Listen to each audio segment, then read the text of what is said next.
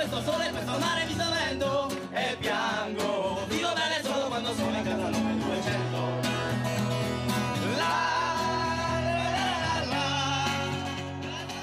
La via sacra culla di una rassegna espositiva ad opera degli studenti del Liceo Scientifico Leonardo di Agrigento.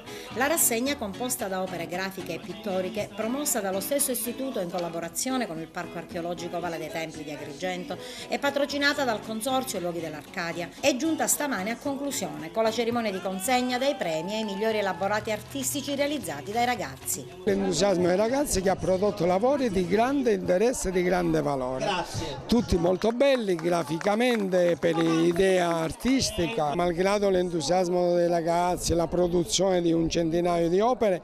Sarebbe stato difficile realizzarle se non avessimo avuto la collaborazione fattiva del Parco Archeologico nella persona dell'architetto Parello e anche di altri funzionari, anche della caffetteria ai Luoghi dell'Arcadia. Abbiamo effettivamente valutato interessante i temi sviluppati che si collegano anche con le iniziative che il Parco sta facendo di promozione dell'arte contemporanea.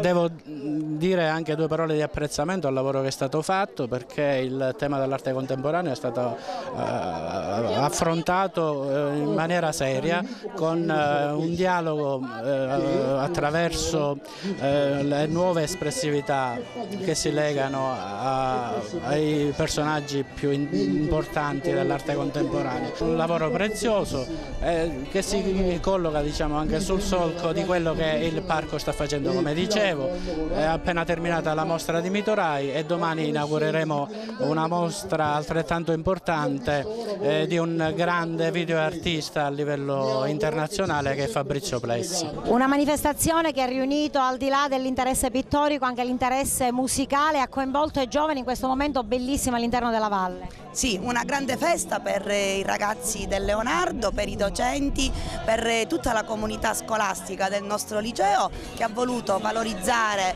i beni culturali, ha voluto valorizzare, dare un momento di vita alla nostra Valle dei Templi e ha voluto premiare anche il talento e la creatività dei nostri studenti, perché davvero hanno realizzato dei lavori di grande livello.